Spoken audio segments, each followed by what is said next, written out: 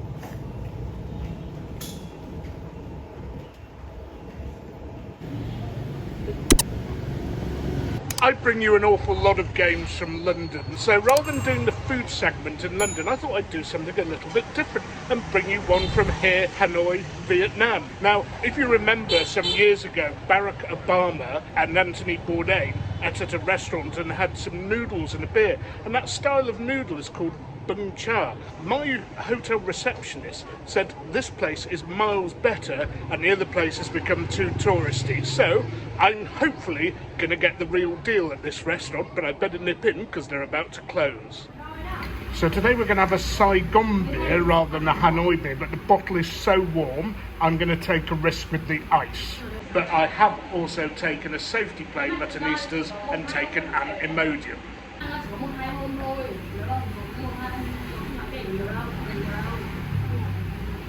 And a whole lot of stuff has arrived here. Now, I am aware of nem spring rolls. I'm not exactly sure what we do with this, and this, but I think we dunk it in the beefy soup. Or is it porky soup? I'd better ask. Okay, through the magic of Google Translate, I've managed to work out what I'm doing here, and I'm basically dunking everything into the soup, except for the spring rolls. Spring rolls and the soup itself has pork in it, so be careful if you don't like pork. It is possible in some places to get beef, but anyway, this I think is going to be better than the spring roll I had yesterday in the street food street.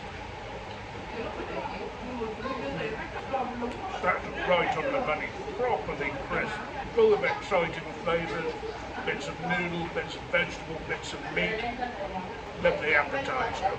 Anyway, it's a bit hot in here, so time for a quick slurp.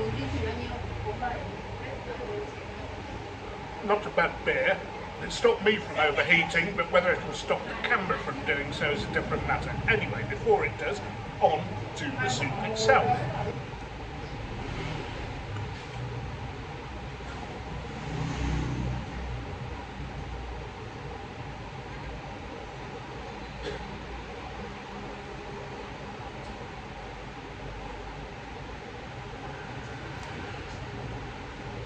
So we've gone all in, put loads of garlic, loads of chilli in, some herbs and some noodles, and now for the moment of truth. The broth actually has a tinge of sweetness about it, not much, just a tinge, but I've more than balanced that by heaping garlic and chilli in there. It is a treat, this is Muttonistas. What meaty flavour, globules of porky fat dancing over my tongue, integrating with the chilli, the garlic, the herbs, the noodles and everything in the soup. This is a bit of a find, Muttonistas. And this spring roll is so good, I've eaten a lot of it, and it was exactly the thing I was looking for. I didn't quite find last night. It was okay last night. This is the real deal.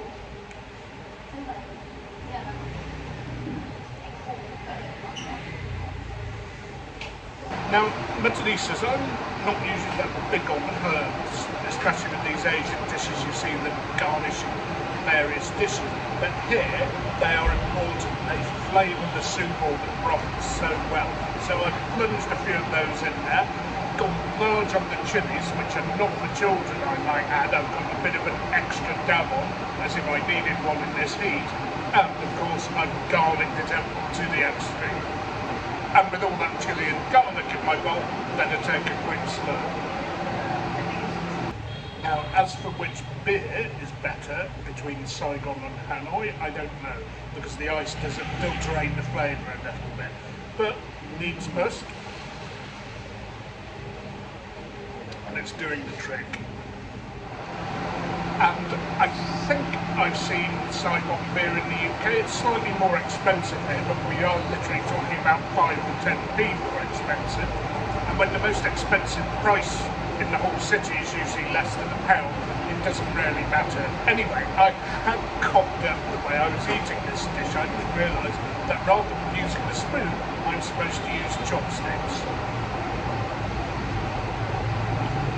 I'll check and add the necessary subtitle if I'm wrong, but I believe this dish comes from central Vietnam. For some reason, food in the north and the south are less spicy than that in the centre. And an important fact to note is that they use the best piece of pork for this sort of dish, belly pork, because that fat, as soon as it's out, flavours the broth beautifully. And you can get this dish, I think, in the UK. I think I've seen it in London. Not sure about elsewhere because I rarely go to Vietnamese restaurants, but that might change soon because I'm really enjoying this. Obviously, it cannot possibly be the same. I'm going to finish this off, and the main herb I think I've been eating is mint, and it really flavours this broth so well. I'm looking forward to drinking the soup at the end because it's going to be so meaty, herby, garlicky, spicy. Anyway, as I said, I'd better get on with it because I then have to dash to the hotel, quick shower, off to the airport to take me back to the promised land, Manchester. Okay, that was refreshing and tasty. My tongue is just a little bit numb because those fresh chilies were pretty serious, although nowhere near as hot as some of the things I'd had in China. Anyway, I really must get on back to the hotel because I need a shower because I'm melting here. And guess what, Muttonistas, I'm running a little bit tight for my plane again. And you pay at the exit here, and that cost me $100,000, which is somewhere between £3 and £4. I guess about €4 maybe is about right.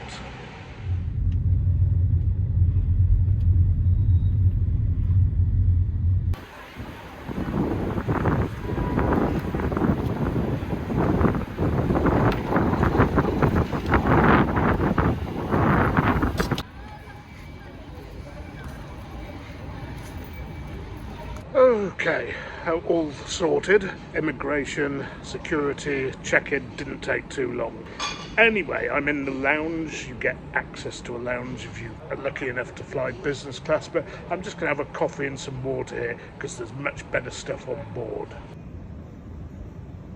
Well, no sooner had I got in here that I've been called to board.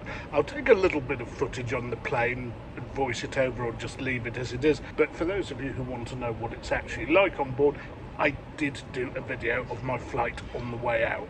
Final thoughts about Vietnam? Well, I think it's a great place. I think I really need to explore this place a bit more thoroughly. It's as cheap as chips. The people were really nice. You don't get all this hassling that you get everywhere to spend money on people's services or go into shops. The setup is decent for tourists. There's a lot of English spoken, or at least there was in the centre of Hanoi. And the level of service was excellent, especially at the hotel I stayed at. Even the taxi driver on the way in here. I will leave a link to the hotel I stayed at. Didn't really have enough time to do it justice and film the room and the facilities. And of course this place is a great culinary adventure, especially as I don't know that much about Vietnamese food. I can't wait to come back here. Anyway, the next you'll hear from me, other than footage or voiced over footage, will be either in Doha, but more likely in Manchester, because we do have a football match to cover.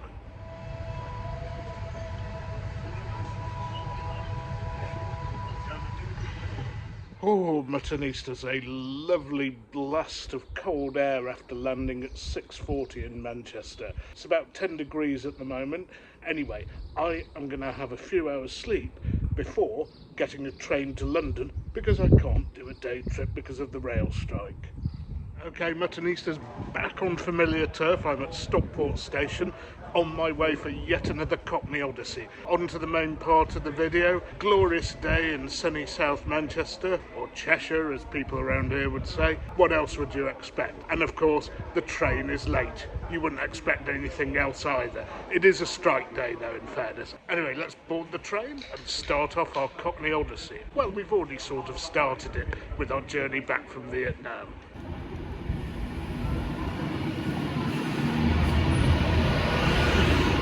Okay, only 2 minutes late, not too bad. A lot of people don't realise you can actually travel on strike days, and it's not a bad day to travel because the trains are a lot quieter. Of course, the only thing is there's a skeleton service running from about 9 in the morning till 5 in the evening. And of course, very little was open at the station, so after all that fine food, it's a BR egg sandwich. So I've given you quite a match day preview in my daily kebab video, which I published a couple of days before the match. And there's a food segment, of course, at the beginning of this video. So I'm going to be pretty boring today and just have a full English breakfast, then get changed into my match day attire, go to the pub and head off to the game. I didn't sleep actually that well because although I expect City to win and I put my usual comfort bets on United to win and a draw, I just saw too many scenarios when I was tossing and turning last night. Probably only got about 6 hours sleep. And although I saw a lot of ways of City winning, and sometimes winning quite easily, these dirty, scruffy 1-0s and 2-1s that United can produce with a counter-attack, well, had me slightly worried. I think this is the harder of the two games, rather than the one against Inter Milan, but let's see.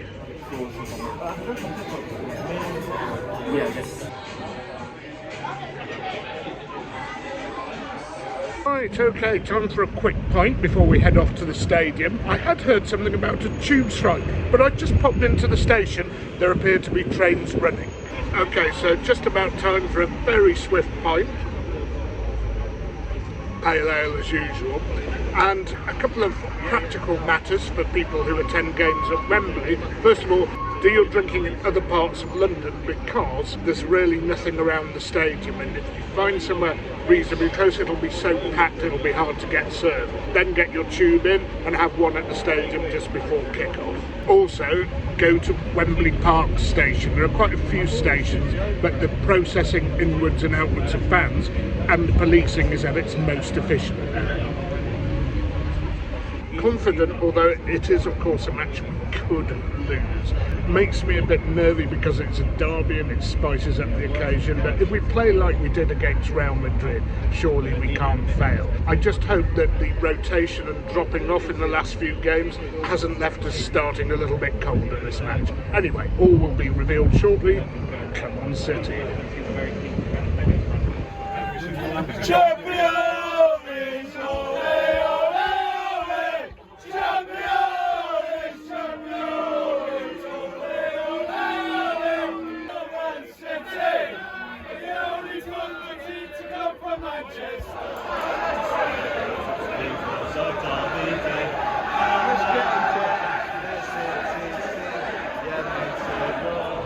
Okay, Muttonistas, 20 minutes to kick off. I've got to the ground. My entrance, Jay, is behind me. Not too much of a queue. Pretty spicy tube journey. I brought you a small clip of it.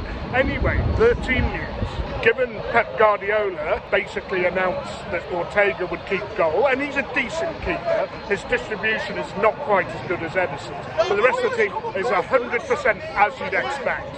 Nathan Ake has played wonderfully all season and is back from injury, but what we're doing with Akanji, Diaz and Walker is working so well, with Johnny Stones rotating between defence and midfield according to when we have the ball, with Rodri, means it makes sense not to change anything.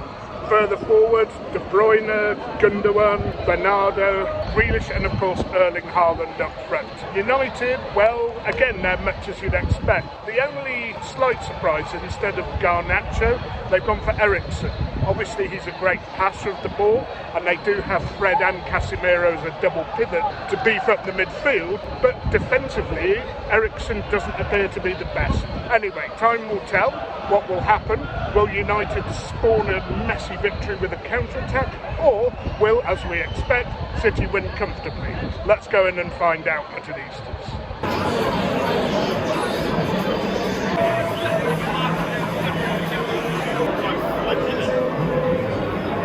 Well, Muttonistas, quite a lot going on here. Last time, in fact, I think every time I've been to Wembley, we've had the other half of the stadium. Okay, I haven't been to every City game at Wembley, but just enough time for a swift one before we kick off. If you're wondering what I'm drinking, it's a Courage Best Bitter, and even though I often have a go at Wembley, and yes, the refreshments are expensive, the range is pretty good. The tradition here is to play a hymn called Come Abide With Me or Abide With Me, and then the national anthem. I'm not going to cover those.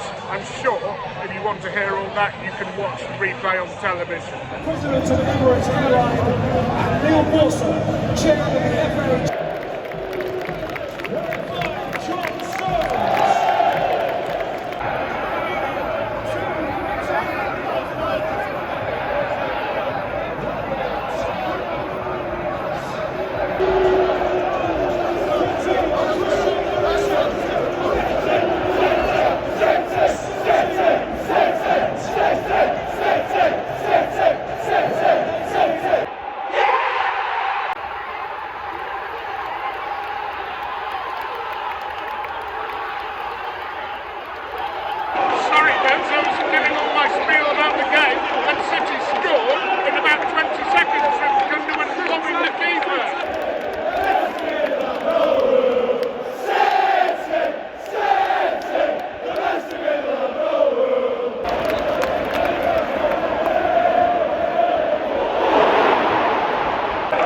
United pressing a lot higher than I thought they would. The game's got a bit bitty after the goal. I suspect they're just going to try and stay in the game for as long as possible.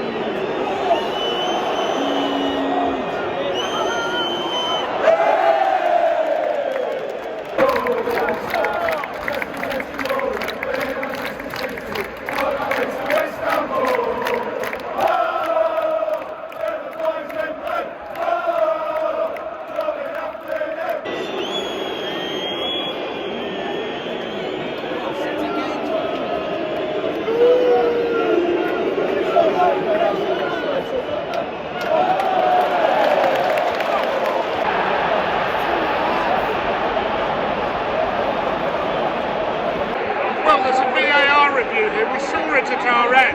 He just headed it onto him. I don't really see how he can get his arm out of the way, but I don't know the rules.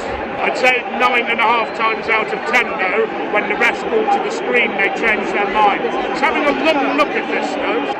So do United have to get a sporty decision nearly every time they play against us?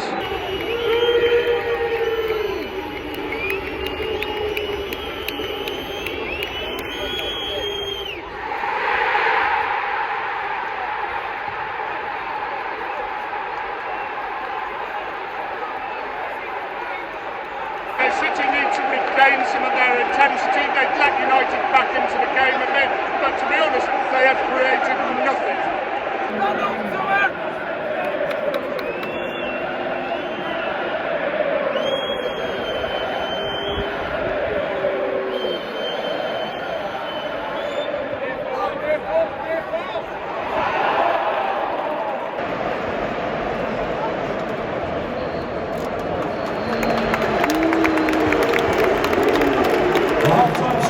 1 all at half-time, and I thought City were a bit unlucky to go in level there. Caught United cold, caught me cold even, because I was busy talking at the start of the first half. I think it's like 13 seconds it took to score that goal, and then United got back into the game a bit, hadn't really created much.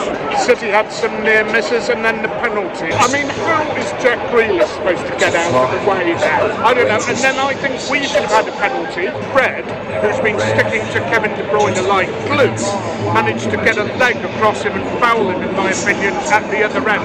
Having said that, obviously I can't see that clearly from here. And as I said, United started with a very high press, but they did drop back to some sort of mid-press halfway through the half. Having said that, City had some great opportunities. Only a good final ball could have been played. We could have set Erling Haaland or Kevin De Bruyne free.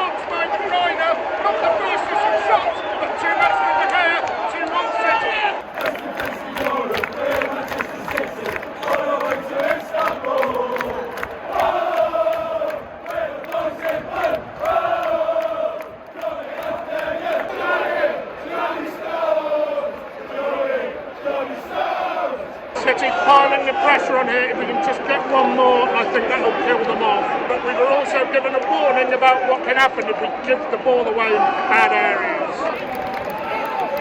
Go on. Go on.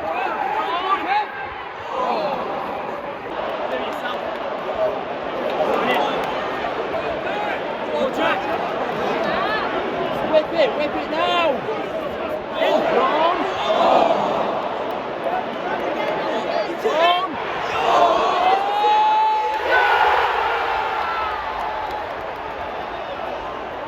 14 minutes left, and United have actually intensified their press. Having gone behind, they had a sustained spell of pressure there. We need to be disciplined in possession. I don't see them scoring unless they can force a turnover in a bad position.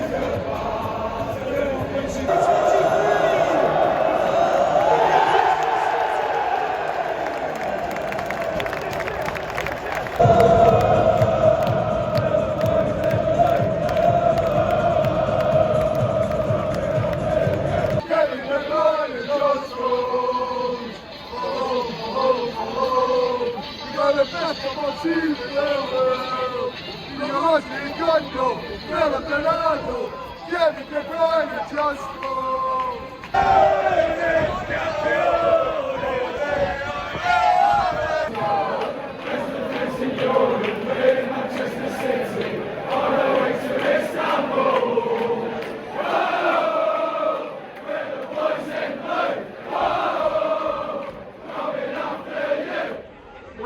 Muttonistas, I have come to the Euston Tap near Euston Station.